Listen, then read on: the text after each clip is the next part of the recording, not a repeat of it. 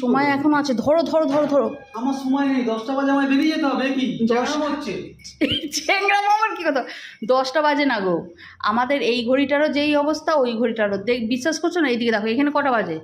10টা তো।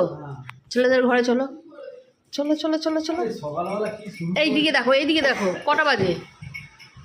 এই ঘড়িটা বন্ধ হয়ে আছে। 12টা বাজে।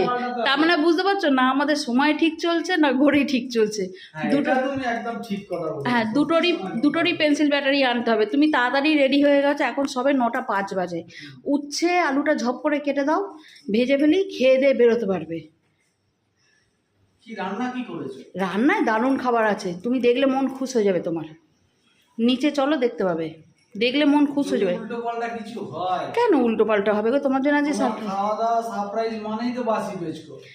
দেখেছো, এই জন্য মানুষ মন খুলে সারপ্রাইজ দিতে চায় না, বুঝলে তো? তুমি দাও না বলে কি আমিও দেবো?